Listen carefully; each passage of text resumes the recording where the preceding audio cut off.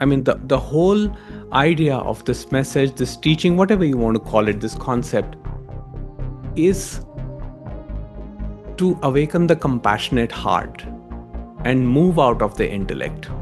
Because intellect is the last hurdle. Now, intellect is wonderful, it is beautiful, it can accomplish amazing things, but it is the last noose. It is the last hurdle towards the compassionate heart. And compassionate heart is what Buddha spoke about. Compassionate heart is the Buddha's middle way. You know, all that the compassionate heart requires is ending of division between you and me. Which means when the separation ends, I understand that all there is consciousness.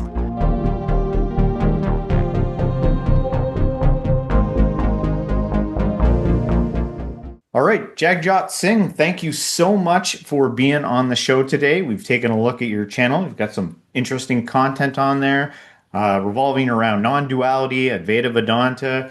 But maybe a place we could begin is kind of with your backstory, how you got into teaching this stuff online, and how you discovered some of the insights that you talk about on your channel. Yeah. Okay. Thank you so much for having me here. And I will just start with, you know, a couple of years back. I guess it was around 2014 uh, when my father passed away, and that started uh, that started seeking in terms of trying to know the questions to life. What is life? What is death? Where does the person go after the death? What was the person that was, And all these questions led me to this, search for meaning in the scriptures, in teachings. And slowly I started diving deep into this more and more. So in 2015, I left my corporate career, my corporate job, where I worked as a software developer for over 13 and a half years.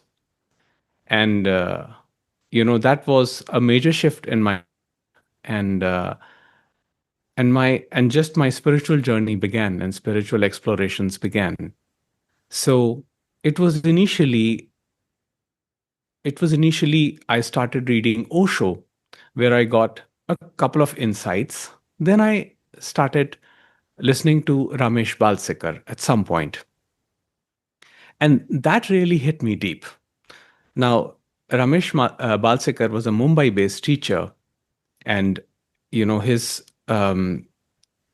style of teaching, spiritual teaching, was quite exceptional. At least I find it quite exceptional. And he was the direct disciple of Sri Nisargadatta Maharaj, who was also a very well-known teacher in Mumbai.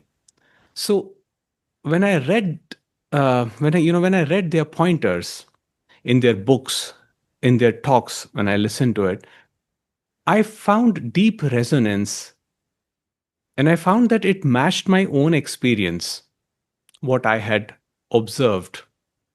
So in 2015, again, going back a little, I basically isolated myself in a room upstairs my house in Delhi, where I lived earlier. And I spent almost close to 4 years there.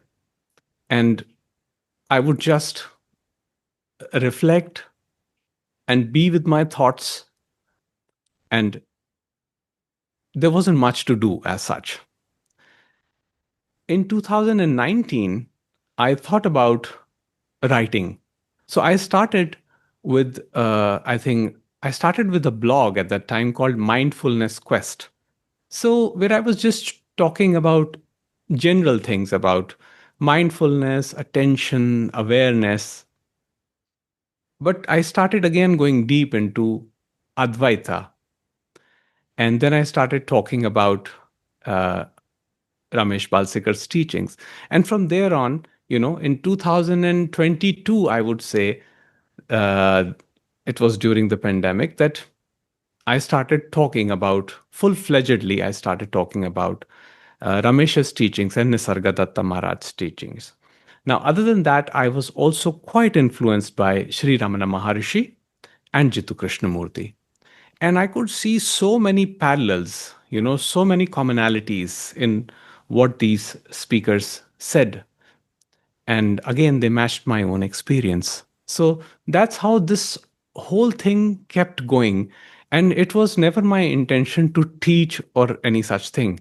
I just came across people, they would send me questions on email, and I would respond to them. And it started like that. So initially, I would have like one or two people reaching out and saying, we want to talk. So I would talk to them. And I always uh, begin by saying that what I'm saying is not the truth. I do not claim to know the truth. I'm only giving a concept, or take it as a story. So, somebody recently used a word for me, which I really like. He introduced me as spiritual artist, which I really like, as a spiritual artist, rather than being called a guru or a teacher, because I don't consider myself a teacher as such, because there is nothing to teach here. There's only one thing being pointed towards, and that's what I'm just repeating, just like all other teachers have done. So, in short, that has been the story so far. And So it's anybody out continuing. there, if you want what this guy's got, lock yourself away for 4 years. I'm just kidding. No, that I At love. your own risk. Yeah. Trigger warning or whatever. Um, Yes. yeah, no, I love that description, spiritual artist, and it feels like that could fit a lot of people because sometimes the language gets very poetic and stuff like that. And spiritual artist is probably among other names, you know what I mean? Whether you like it or not, like at the end of the day, if you're a guru, that's largely based on other people. Yeah. They're the Yes. ones Yes. calling you that. Yes. But spiritual artist is good. Yes. So maybe you could like, oh, is there a pause now? Should I ask something? Sure, yeah, jump in. Okay, so what is some of the advice you give people? What are some of the common questions people ask you, and what's the advice you give? Because I found myself last night at a get together we were at, somebody would be like sort of just low key, typical social complaining about aches and pains, stresses, whatever. And I was just sitting there inquiring to them like, we'll talk more about that. And then they would say it, and I would be like, well, just don't do that then. Like I'm suck. You know what I mean? Like sometimes I'll be like, what if you just don't? So how do Yes. you handle all that stuff? So, here's my philosophy, or call it my thought process. I have seen that personally. I never took anybody's advice. Whenever even I asked them for advice, I never took it. I Yeah, went yeah, through my yeah, own, you know. yeah. So I actually refrain from giving any advice to anybody. I will state my perspective on a subject, and I can give them options. I can say, okay, this is your option. This is one option. This is option number two, number three. This can be done, or nothing can be done at all about a given situation. But it's up to you. It's up to your blueprint, what choice you will make. I can say that I'll just give you an example. So a friend of mine um, is he comes from a very wealthy family, and they have a family business. So at one point he was going through a stress in his business. So there were losses, and there was a lot of debt incurring. So he asked me for a solution, and I said, okay, how about this possibility? You live in a house which is worth a lot of money. How about you shift from that house into a little humble accommodation, and use the rest of the money for, paying off your debts at least? And maybe we can, And he was absolutely stunned, and he was like, how can you suggest something like that? This has been my ancestral property, and my great grandfathers have lived in this property. So of course, at that time, that option wasn't open, but it was there in awareness, right? Now, I didn't speak to him for, I didn't get to speak to him for a couple of months, because he got busy, I got busy. Then one day, we bumped into each other, and he just told me, Jagjot, I did it. And it's wonderful. I sold the house. And not only I was I able to uh, pay back my debt, I was also able to turn things around for me, and now they're going quite well, and I'm quite happy. So you see, at that point when I suggested or advised him to do something, the option wasn't available. But at a later stage, when it was conducive, for him, according to what the universe wanted at that point, it happened. The possibility came up. Mhm. There was the mind block was not there anymore. So it happened for him. So, I've seen that giving advice is generally something I do not, uh, in most of the cases where I see that there is an emotional problem. From my personal experience, I've seen that emotional problems do not have a rational solution. Because in the fight between emotions and logic, emotions are heavy, and logic does not generally stand a chance unless there are certain conditions, and those conditions are not in your or my control. But I do plant a seed in the awareness because that's something I can do. That's how it worked for me. I listened to teachers, many masters. I kept the pointers in my memory, and when the life situation happened with me at a given moment later on, I saw that, okay, this is what Master had said at that point, and now it stands true. And sometimes it could be something as simple as not having any solution to the problem, but letting the problem dissolve. Hmm. Oh, So, I love that you used the word planting a seed. That's the word that was coming in my head. And then I said, it's not you can, it's you're going to plant seeds. yes, yes, You are going exactly. to, and so is everybody else. We're Yes, all going to plant seed. There's just no seed planter.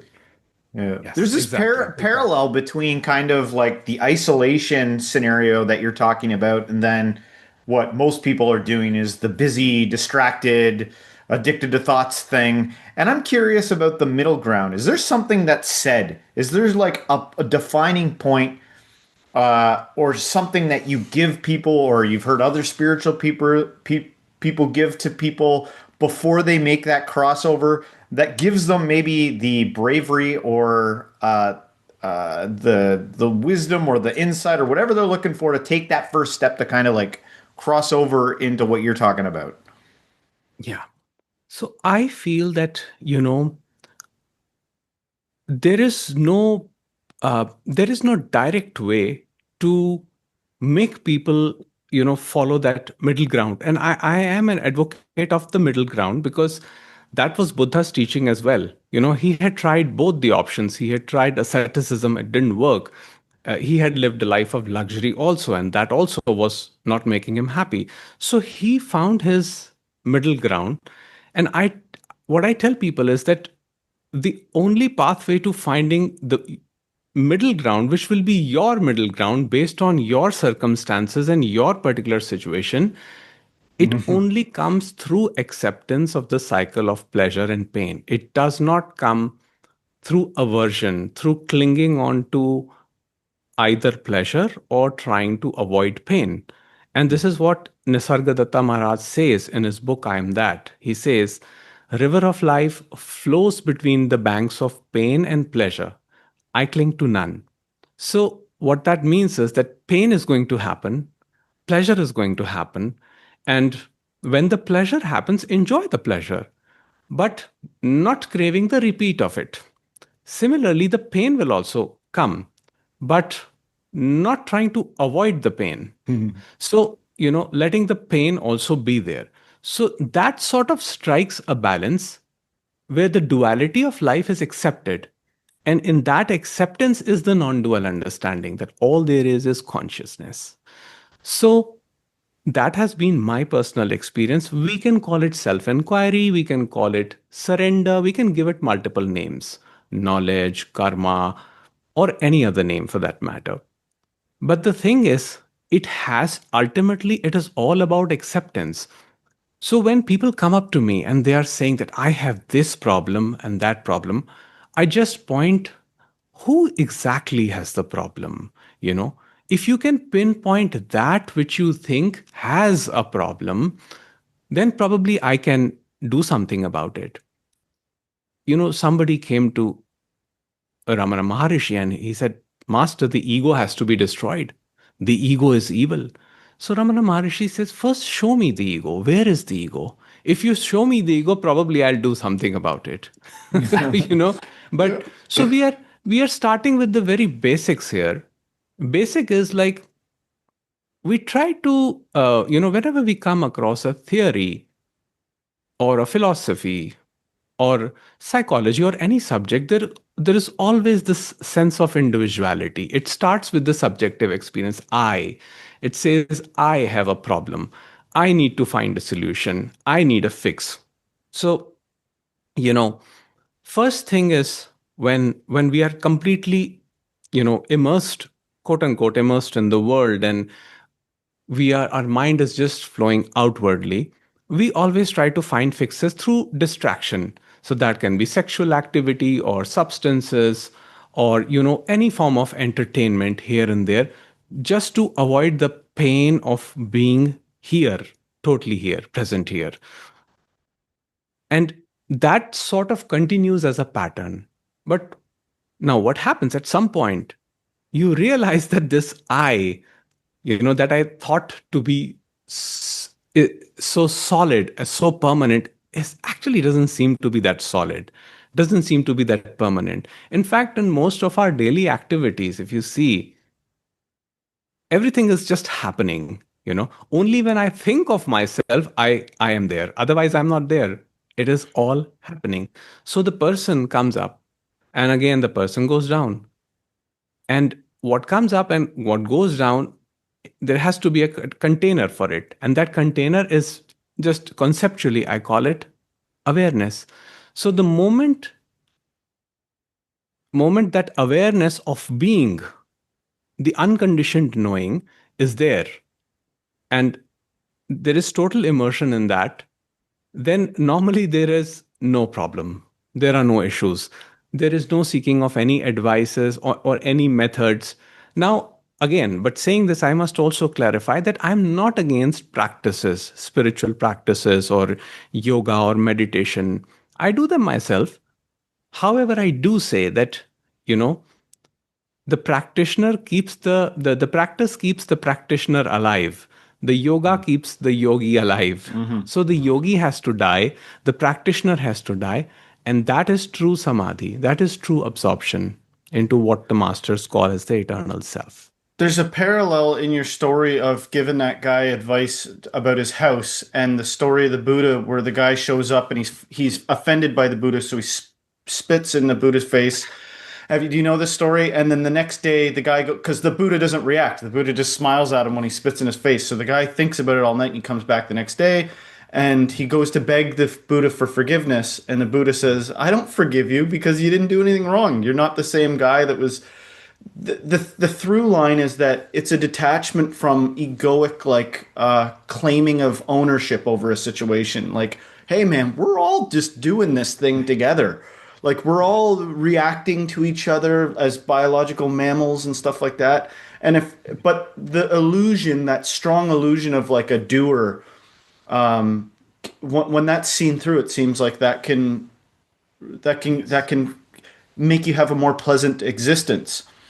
And I kind of like your video where you talked about helplessness, but clarified it's not like an egoic helplessness. Because I was talking to No. somebody last night and they were talking about how stressed and anxious they were, and I said, like, it is possible for you to not be live in constant stress and anxiety. And they were like, well, wouldn't everybody do, if that was possible, wouldn't everybody do that? Isn't that what everybody wants?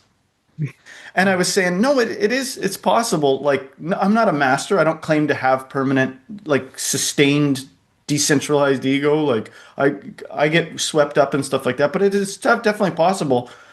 But just don't make it into an identity and pretend it. Don't go pretending you're more peaceful than you are, because that's a whole thing. Like, oh, it's possible? Then I know what I'll do. I'll craft an ego that is calm all the time. It's like that's another that's another Exactly. identification, right? Maybe you could talk about that a little bit. Exactly. Now, you see, uh, someone like Nisargadatta Maharaj had a short fuse. He was known to have a temper, you know. So, and even if you go back and study the sages and the rishis, they all had temper, they all had anger, but there is a difference, you know. The anger was momentary for us. The anger is momentary for a sage. And the anger can be intense, but he or she, they do not live with the anger. They do not live it as, as a burden of thinking in horizontal time. Why did I do this? Why did I get angry? I should not have been angry. Because here's what I see: human conditioning is powerful. And if a man is saying that he never gets angry, man or woman, if they say they're never getting angry, they're never getting triggered, I think they're pretending. I think that's not accurate, because even a sage has a reaction. Every sage, even someone like Ramana Maharishi, who was believed to be immersed in the self all the time, when he hears the news of his friend passing away, sheds tears. When he hears the news of his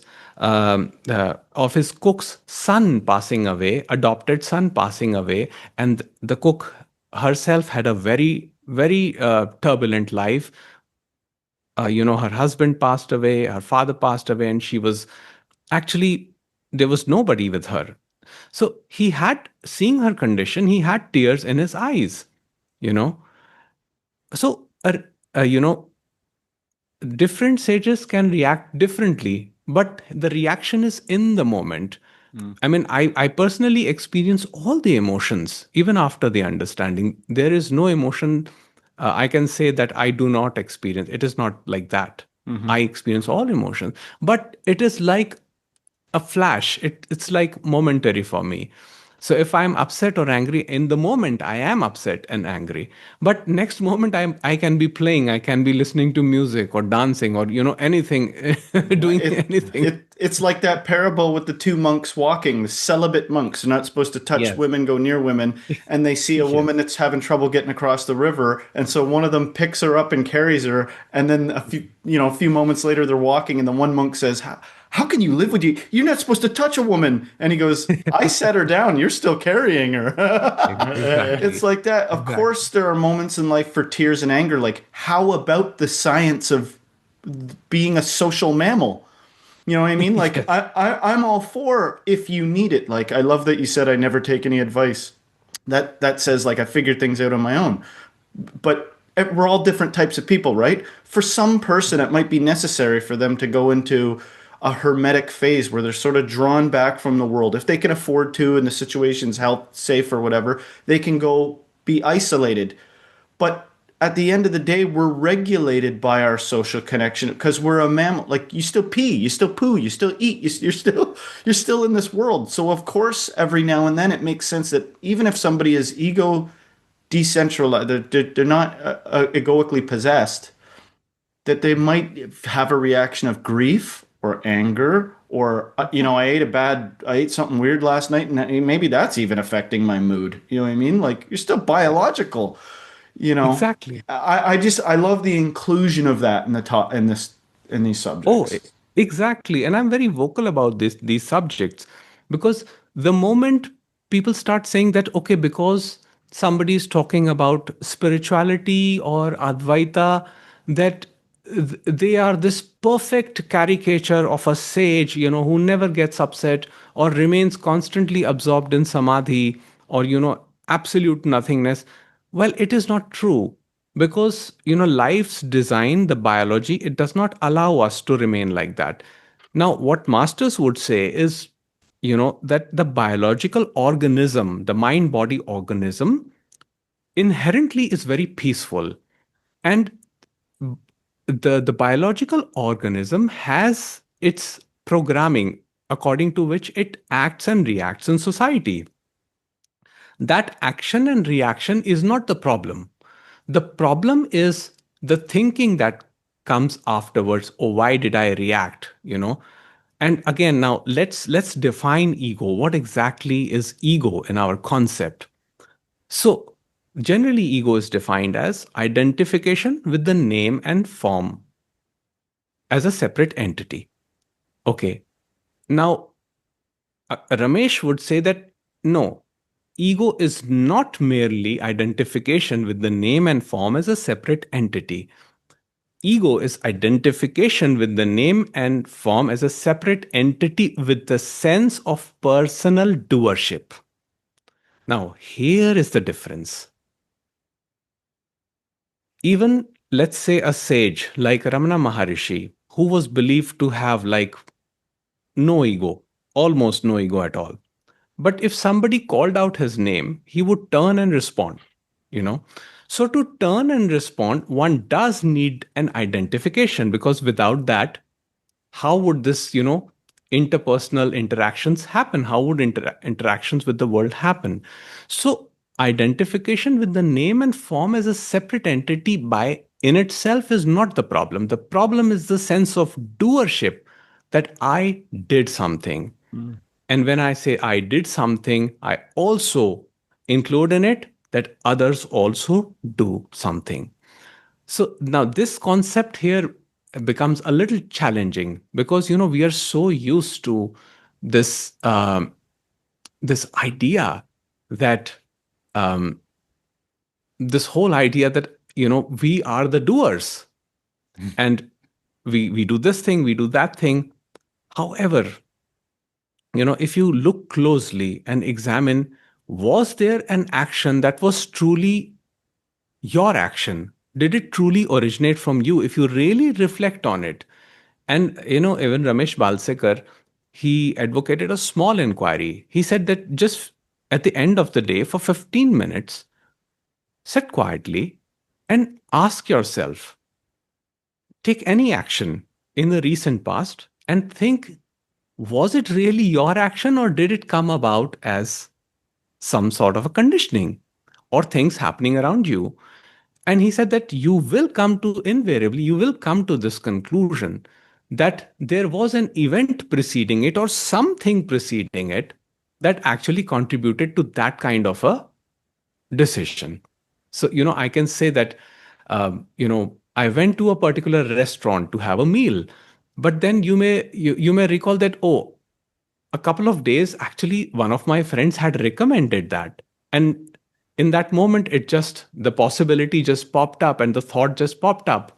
But did I create the thought, or the thought popped up in awareness? There is much difference. Yeah. When I say I create the thought, there is pride with it. There is an association with it, that I create the thought. Now, if I create the thought, okay, if I say that I wrote this book, I made this movie, I made this art, then I create arrogance with it. There Yeah. is likely, arrogance is likely, because, if it's a success, if it's a failure, then there is shame and guilt. I failed, I should have done better. And our life is usually caught up in this whole doership paradigm for the most part, because we keep evaluating. It keeps are stuck either in the dead past or into an imaginary future, Mm. right? Sometimes we say, I should have done that.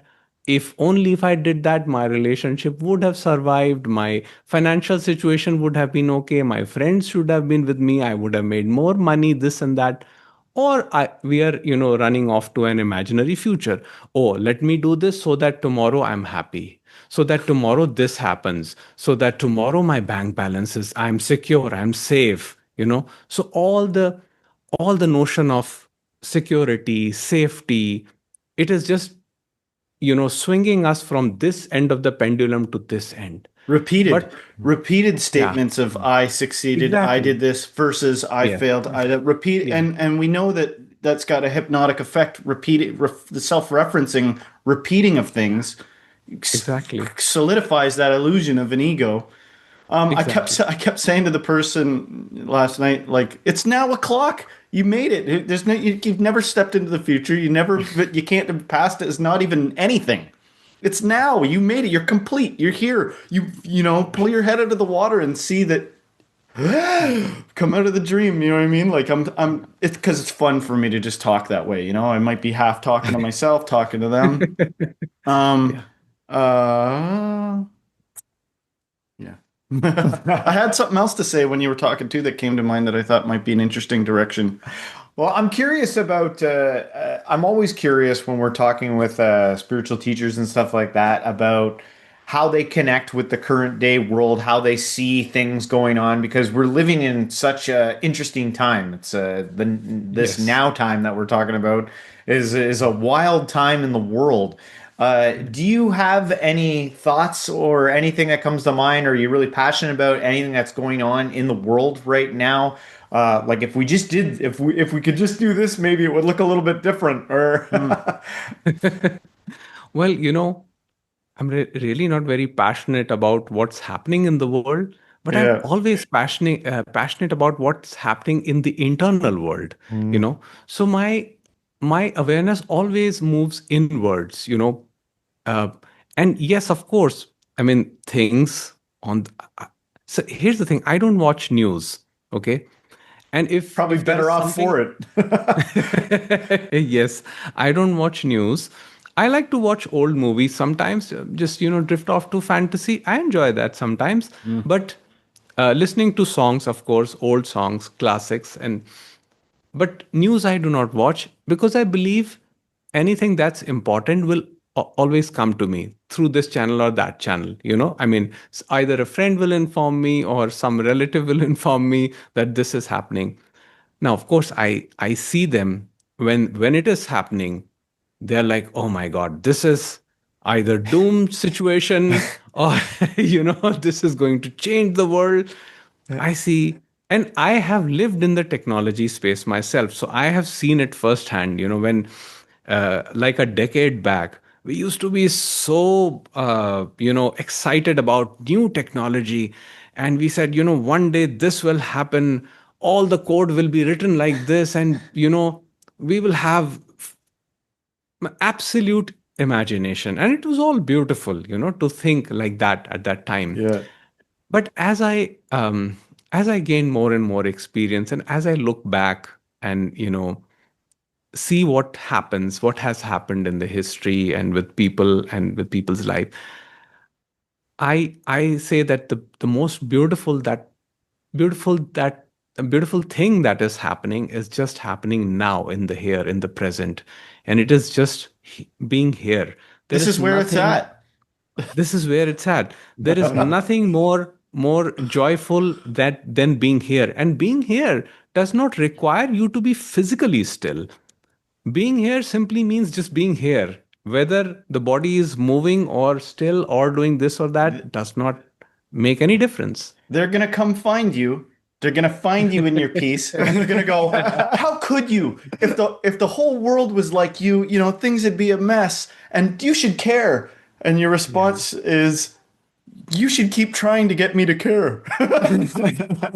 My response would be, well, from what I see, it is already in mess. Yeah, no, I Because know, because you'll go, if you were like me, yeah, you wouldn't be warring. So actually true. I see that you're full of piss and vinegar, and I see that you're full of karma and blessings. Go and try to recruit me, because I can't say anything Exactly. about it anyway. You're by your nature. But the You truth know, is, like, everybody here's been in their 20s already. I already was recruited by the government. I already was recruited by the narrative. You know what I mean? And when does it end? You know what I mean? Am I going to be a 80-year-old goblin still trying to like be relevant? exactly.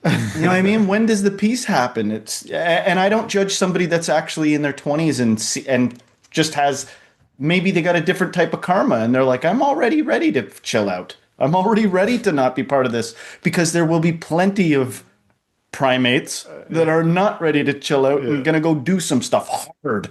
They're Yeah. going to, and they're going to discuss amongst themselves and suss out what they think the culture should be about.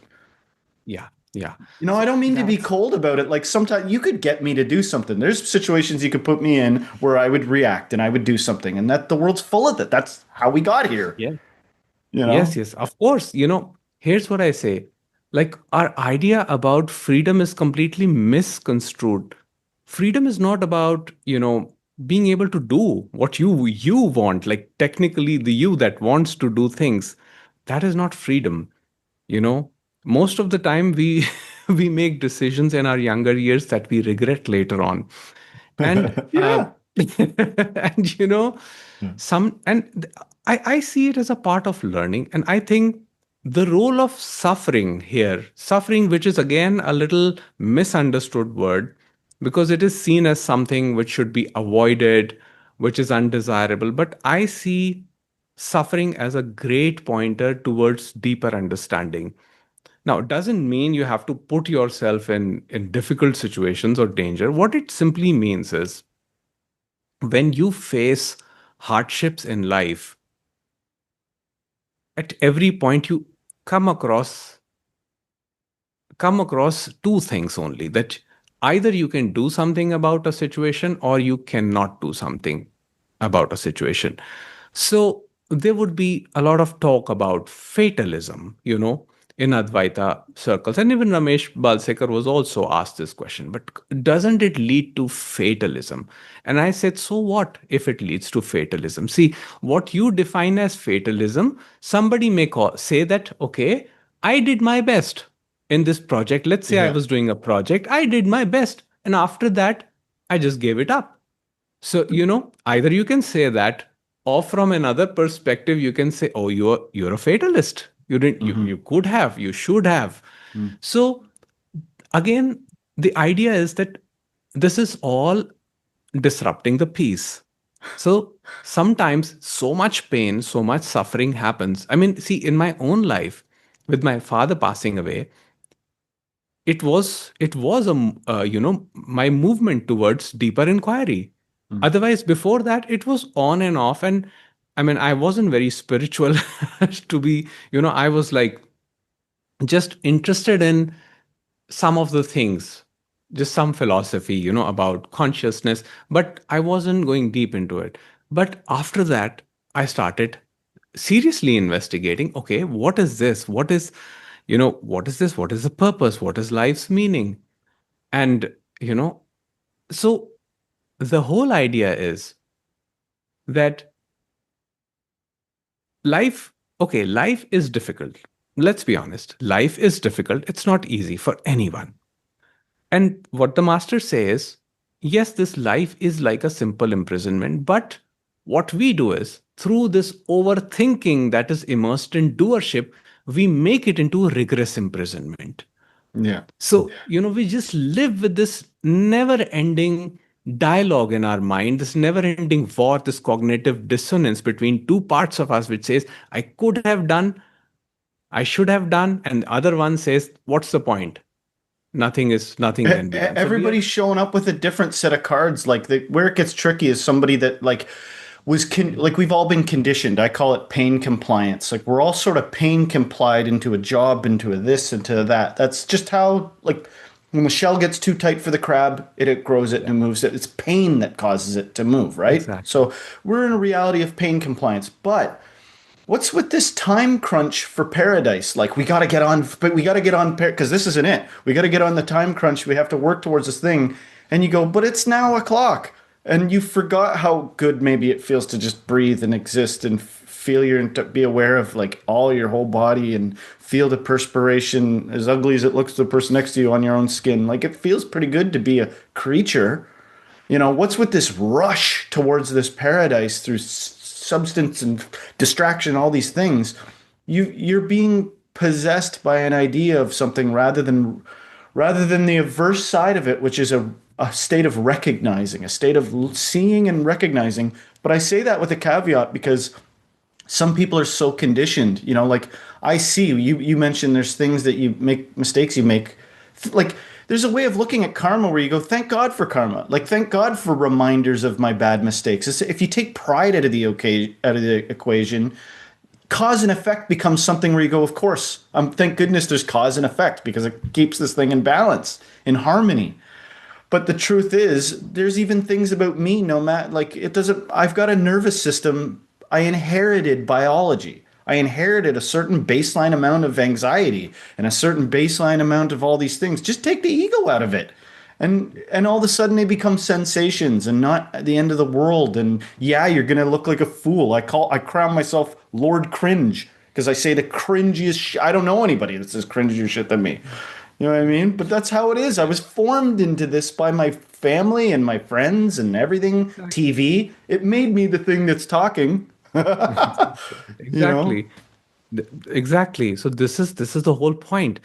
I was never in control of anything. I Yes. wasn't in control of where I was born, which culture, which country, which geographical location, what was my parents' financial state. None of these factors were in my None of it. control. Where I was born, that was just a start. And after that, which schooling I went, what type of interactions I had in schooling, was I bullied, was I experienced other types of abuse. And after that, how was my exposure with my colleagues as I grew up, what kind of company I had. So here's the thing. We all, when we all try to live our life in a rush, it is the ploy of the separative mind, the fragmented mind, to escape the pain of this moment. It is saying, I don't want to feel it. And the thing is, the more we try to avoid that, as Buddha said, that attraction and aversion are two sides of the same coin. You know, we think that attraction is something great and aversion is something bad, but no, they are one and the same energy. Hmm. So the more we try to avoid through suppression, through repression, through avoidance, through substances, through indulgences, the pain never goes. It keeps coming back. So the only way now, this is what the master said, and this is my, theory, this is my concept in a nutshell, that life is a cycle of alternating pain and pleasure. And usually the moments of pain are greater than the pleasures.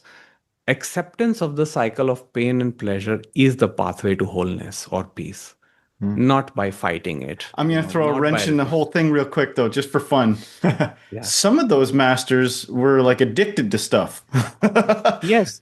You know what I mean? Yes. Like I'm not being, I Yes. don't say that to be a smartass. I say that as like so many things can be true at the same time. Like when we talked about Exactly. when we talked about cause and effect there, it's like the breadcrumbs have always been there. Look at some of these spiritual guys. They're like overweight or emaciated, or you can tell they've been in a cave. But you know what I mean? Like the signals there, and some people would say it was worth it. You know what I mean? They're like, it was worth it because but the cost is real sometimes. Like sometimes to get sane, I'll put this out there as a warning. I'm not a professional, but I'll say this.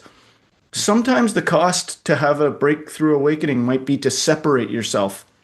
You're a social creature, and we get endorphin. I don't know what the chemicals are, but I get the sense that we need each other. But sometimes you ain't gonna get that insight unless Yeah. you take yourself out of the equation, which will have a cost. You might like, Yes. I don't know what bro didn't go to the gym anymore. Bro's like a pile of flop now. You know what I mean? Like, yeah, but you're in hell. You're a beautiful specimen that's in a living hell. You know what I mean? Yes. It's cost Yes. analysis, right? Yes, of course, of course. Nisargadatta Maharaj had smoking addiction, and Yeah. there were other teachers, who would eat certain substances and take certain even basic food items sometimes. And yes, they also paid the cost for it. But here's the thing, this is what I feel. Anybody who's forwarding this caricature that they have no addictions and the life is perfect, I would be skeptical, because the human conditioning does not allow us to do that. And as we discussed earlier, nobody wants to be an addict. It's just that, or we can say that, oh, they didn't have willpower enough, they didn't do enough work, or this and that. However, can we say that we have taken every variable into account? Can Yeah. we say that we know everything about that person? No, we can't. We cannot. The forces acting on a person. Now, this is from Bhagavad Gita. It says that the forces acting on a person, there are innumerable forces and of different strength, and you cannot take into account each one of them. So it's futile for me to even say that whether a person should be addicted or not addicted or this way or that way. From what I've seen is that some of these masters have accepted that this conditioning may not solve at all, and they have made their peace with it, and in that sense. Now, from the conventional society's viewpoint, that may not be acceptable, and this keeps on changing. In the early days, people never cared about it, smoking, drinking, or any of those things. But in today's world, we want things to be perfect. We are running after perfection. So what we are doing is, what we want to be, we try to project that onto a sage, onto a person at least we consider as a sage. So if I talk about a sage that eats meat or is not vegan, then I will be immediately offended that, "Whoa, this is not an enlightened person. He eats meat, or he drinks alcohol, or he smokes.